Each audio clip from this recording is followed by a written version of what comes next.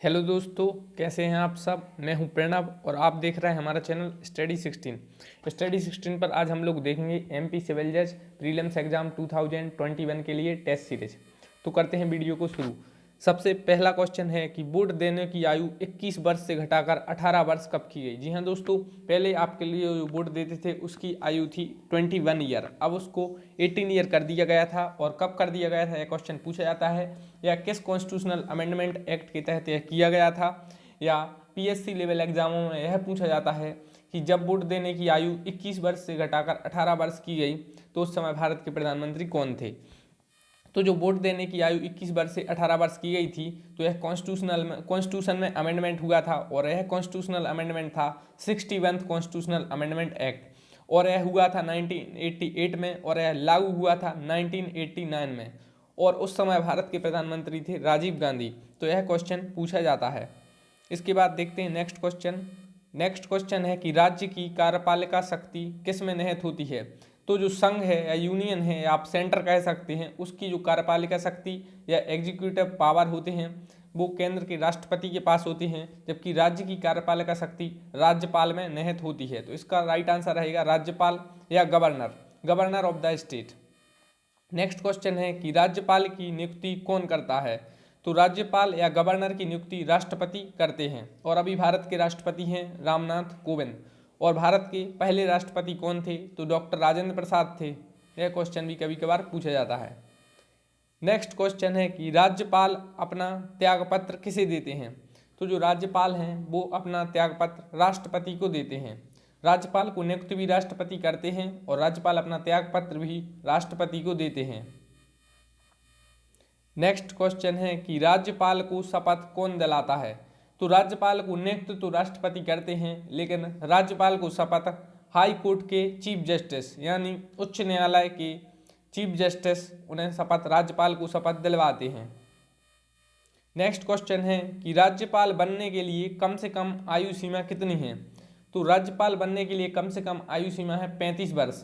भारत का नागरिक होना जरूरी है राज्यपाल के लिए, और कम से कम 35 वर्ष का होना जरूरी है।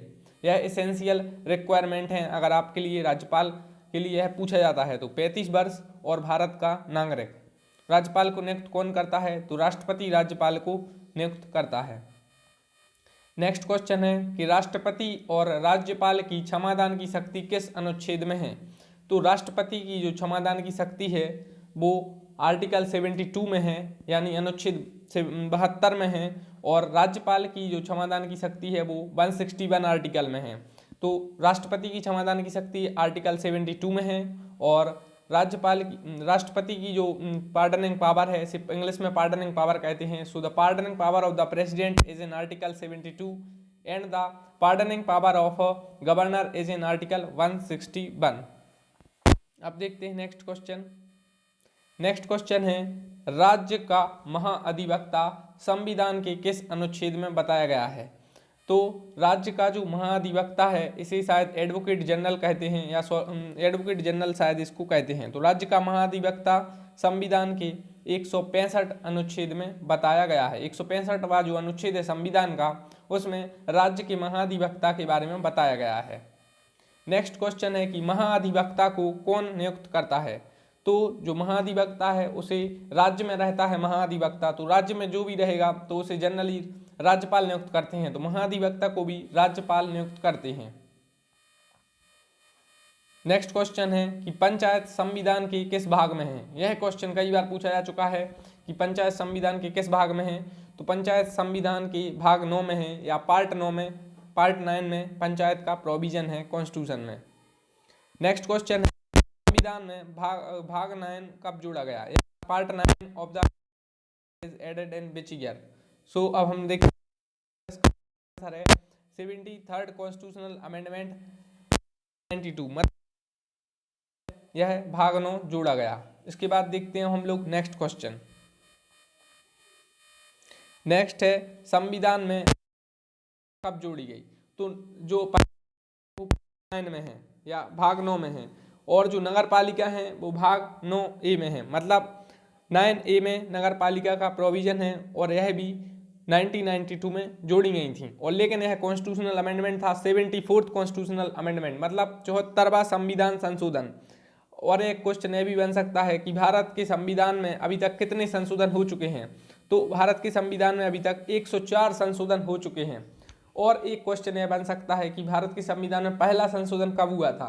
तो जो भारत का संविधान था 26 जनवरी 1950 से लागू हो गया था, लेकिन उसके कुछ प्रोविजन 26 नवंबर 1949 से लागू हो गए थे। कुछ प्रोविजन उसके कुछ आर्टिकल थे जो 26 नवंबर 1949 से लागू हो गए थे, और पूरा संविधान 26 जनवरी 1950 से लागू हुआ था।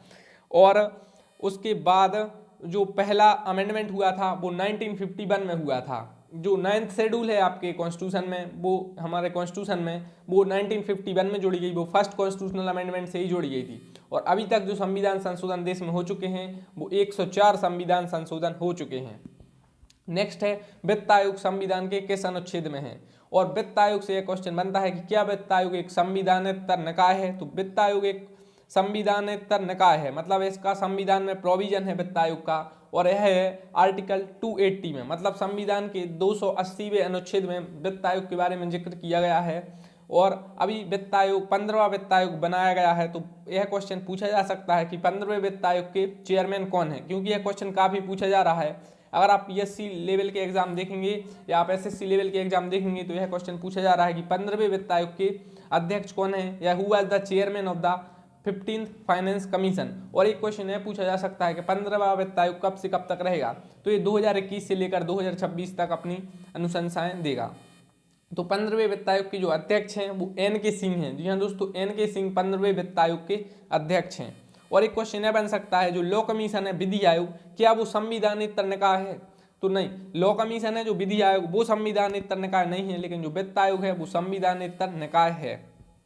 नेक्स्ट क्वेश्चन है कोई विधेयक धन विधेयक है या नहीं, इसका निर्णय कौन करता है। तो धन विधेयक सबसे पहले किस में आता है। तो धन विधेयक जब भी आएगा सबसे पहले लोकसभा में ही इंट्रोड्यूस होगा। धन विधेयक कभी भी राज्यसभा में इंट्रोड्यूस नहीं होता, सबसे पहले वो लोकसभा में आता है। और जो स्पीकर होता है यानी लोकसभा का जो अध्यक्ष होता है, और अभी लोकसभा के अध्यक्ष हैं ओम बिरला, तो जो लोकसभा का अध्यक्ष होता है वो डिसाइड करता है कि कोई विधेयक कोई धन विधेयक है कि नहीं। इसके बाद हम लोग देखेंगे नेक्स्ट क्वेश्चन है भारत में निरपेक्ष शब्द कब जोड़ा गया। तो भारत संविधान की प्रस्तावना में जो पंथ निरपेक्षता शब्द है या जो पंथ निरपेक्षता शब्द है यह जोड़ा गया था 42वें संविधान संशोधन 1976 में, जो 42nd कॉन्स्टिट्यूशनल अमेंडमेंट हुआ था सरदार स्वर्ण सिंह कमेटी। नेक्स्ट है संबंध किससे है।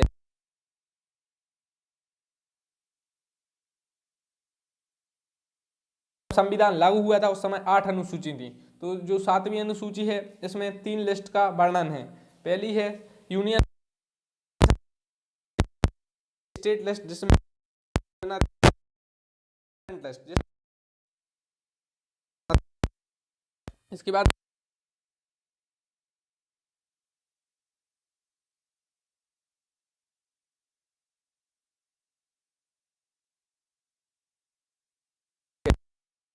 अनुसूची है लागू हुआ था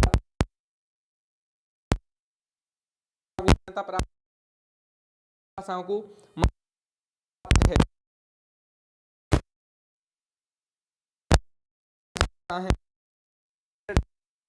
नेक्स्ट है महत्वपूर्ण क्वेश्चन,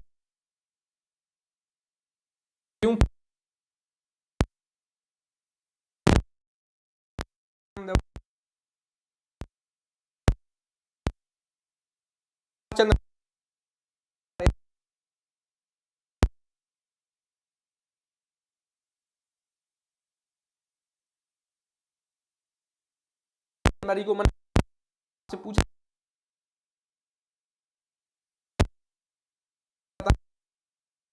डे जाता है। एक है वाजपेयी की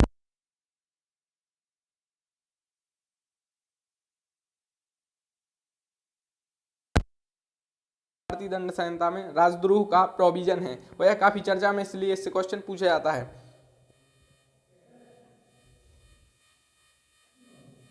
नेक्स्ट क्वेश्चन है definition of criminal conspiracy define इन। तो क्रिमिनल कॉन्स्पिरेसी किस सेक्शन में डिफाइन है, काफी इजी क्वेश्चन है, सेक्शन 120A में इसको डिफाइन किया गया है। नेक्स्ट क्वेश्चन है Bharat United nation security council में जो 2 साल के लिए अस्थायी सदस्य है, मतलब Bharat United nation security council का परमानेंट मेंबर नहीं है। परमानेंट मेंबर कौन कौन से हैं, इससे क्वेश्चन मध्य प्रदेश सिविल जज में पूछा गया था शायद 2018 या 2019 में। तो P5 मेंबर को परमानेंट 5 मेंबर कहा जाता है, जिसमें रूस है, अमेरिका है, चाइना है, फ्रांस है और ब्रिटेन है। भारत परमानेंट मेंबर नहीं है, लेकिन भारत को यूनाइटेड नेशन सिक्योरिटी काउंसिल में अस्थायी सदस्यता मिली है 2 वर्ष के लिए, 2021 से लेकर 2022 तक। तो भारत को कौन सी बार मिली है, क्वेश्चन पूछा जा सकता है, 7वीं बार, 8वीं बार, 9वीं बार या 10वीं बार। तो भारत 8वीं बार यूनाइटेड नेशन सिक्योरिटी काउंसिल का नॉन परमानेंट मेंबर बना है और 2 साल के लिए रहेगा। So thanks for watching the video. अगर आपको वीडियो अच्छी लगी तो चैनल को लाइक करिए और सब्सक्राइब करिए। Thank you.